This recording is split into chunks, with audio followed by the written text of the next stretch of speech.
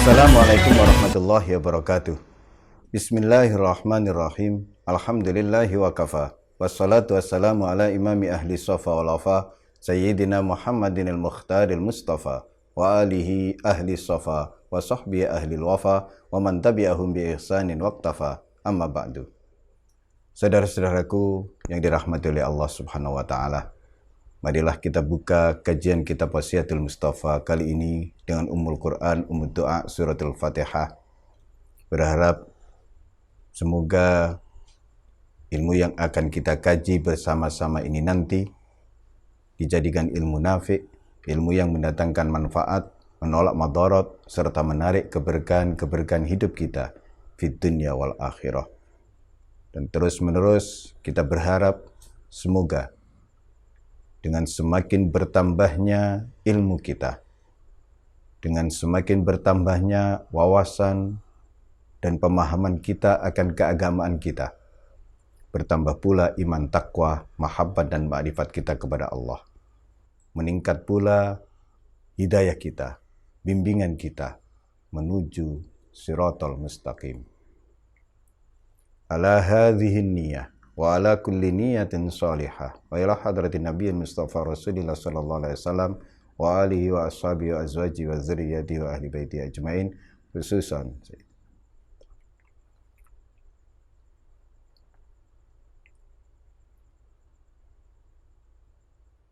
lahumul fatihah. A'udzubillahi minasyaitonir rajim. Bismillahirrahmanirrahim. Alhamdulillah.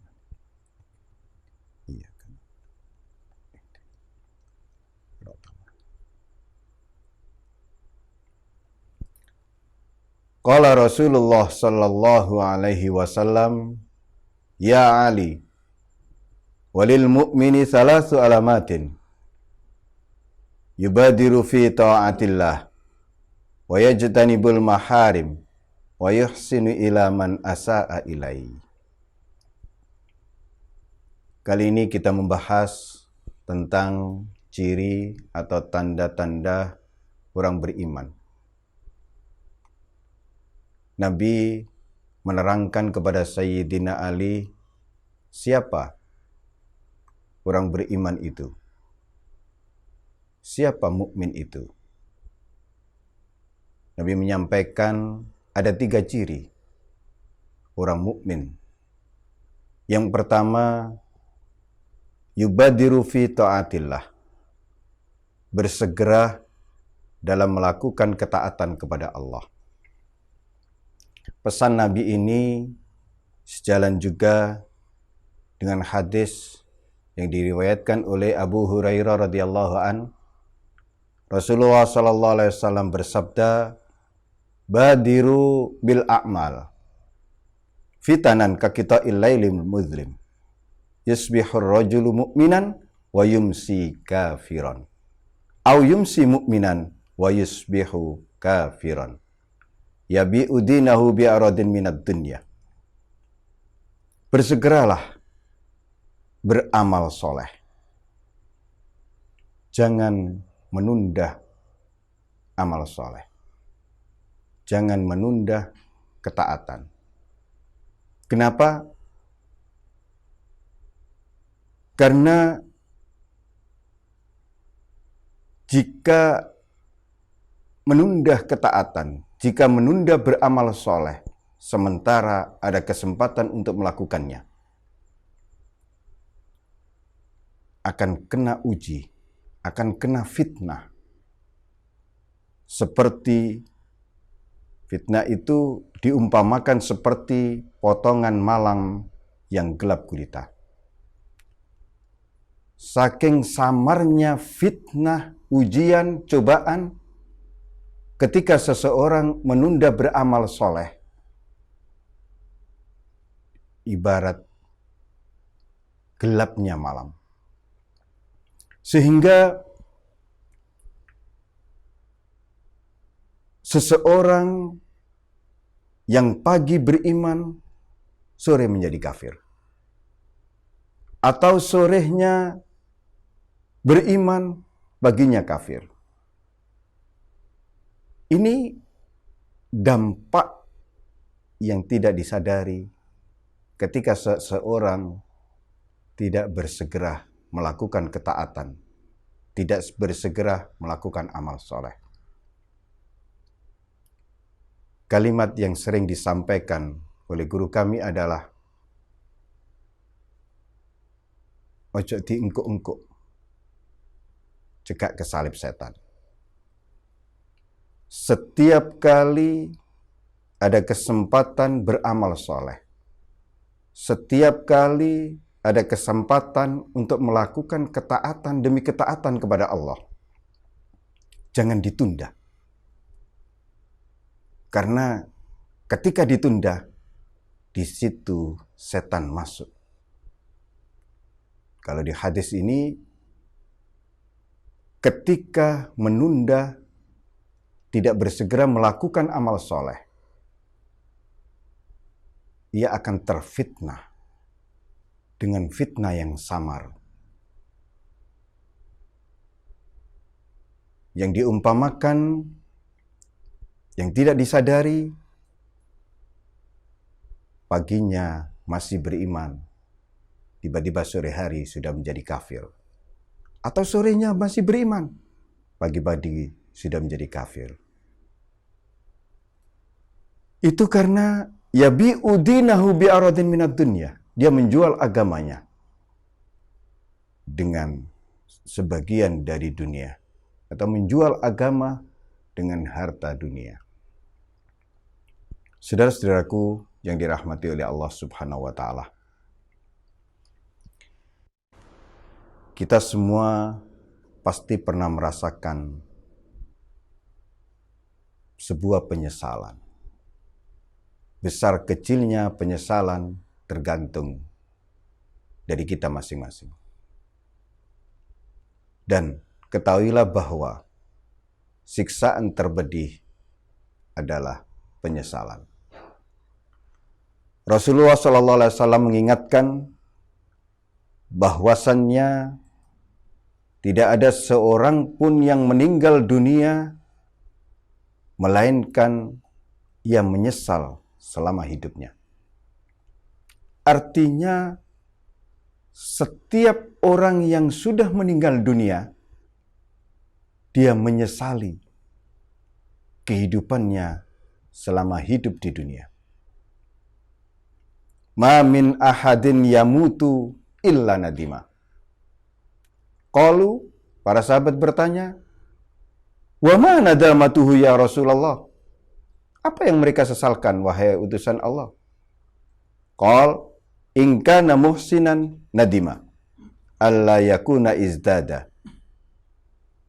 Jika dia orang baik, ia menyesal.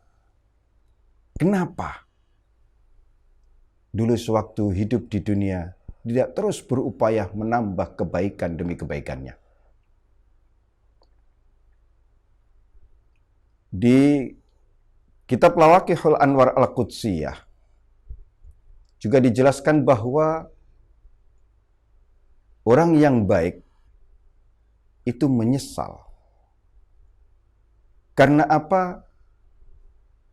Salah satu hal yang membuat mereka menyesal adalah sewaktu hidup di dunia punya banyak kesempatan untuk berzikir mengingat Allah, untuk memperbanyak zikirnya, untuk melanggengkan zikirnya. Tapi itu tidak dilakukannya. Alias banyak waktu yang masih terbuang yang semestinya digunakan untuk berzikir mengingat Allah.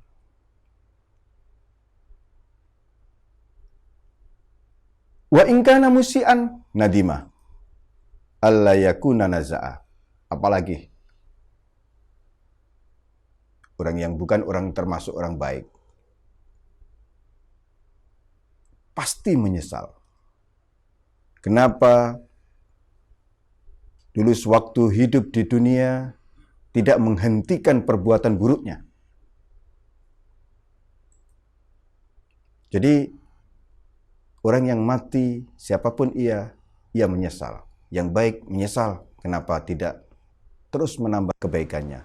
Yang buruk apalagi. Kenapa ia tidak menghentikan kejahatan, keburukannya?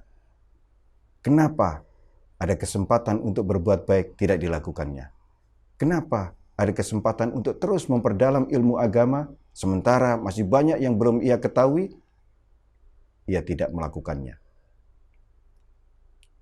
Ia disibukkan dengan terus-menerus mengumpulkan harta kekayaan duniawi, yang itu tidak di bawahnya sampai ke akhirat. Saudara-saudaraku yang dirahmati oleh Allah Subhanahu wa Ta'ala, yang kedua,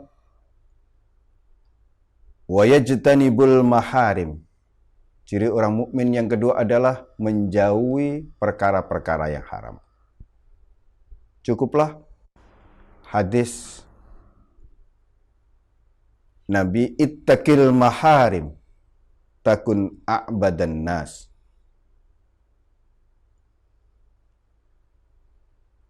Takutlah, hindarilah apa saja yang diharamkan. Niscaya engkau menjadi manusia yang paling berkualitas dalam hal ibadah.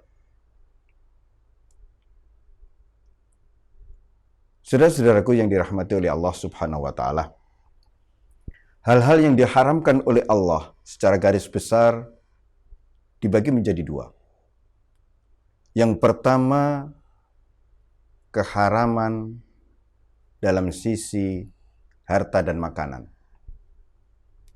Dari sisi cara memperoleh kekayaan dan makanan yang dikonsumsi. Yang kedua, keharaman dari sisi perbuatan dan ucapan. Kita disuruh menghindari perkara-perkara yang haram, ittaqil maharim. Hindarilah perbuatan-perbuatan yang haram. Hindarilah ucapan-ucapan yang diharamkan. Hindarilah makanan-makanan yang diharamkan. Hindarilah cara memperoleh harta dengan cara yang haram, dan seterusnya. Niscaya engkau akan menjadi manusia yang paling berkualitas, paling baik dari sisi ubudiyah, dari sisi ibadah dan ubudiyah. Yang ketiga, ciri yang ketiga dari orang mukmin adalah yuhsinu ila man asa'a ilai. Terus-menerus membagusi, terus-menerus berbuat baik kepada orang yang berbuat jahat kepadanya. Ahsin ila man asa'a ilaik. Ini wa ahsin ila man asa'a ilaik. Ini dari sisi ucapan. Bisa ada orang yang mengatai kita dengan ucapan yang tidak enak. Balaslah dengan ucapan yang enak didengar, yang menyenangkan. Atau bil qaul, atau bil fi'l. Ada orang yang berbuat, berlaku tidak menyenangkan kita, menyakiti kita misalkan. Ya, balaslah dengan perbuatan yang baik. Misalkan ketika kita dikurang ajari, balaslah dengan kesopanan. Wa mu'amalatihi bididdi ma'amalaka. Dan seterusnya. Bermuamalah dengan kebalikan yang dilakukannya. Yang dalam istilah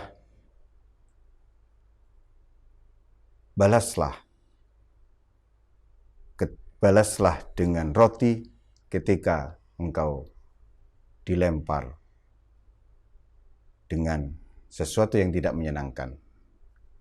Misalkan ketika engkau dilempar dengan batu, balaslah ia dengan roti.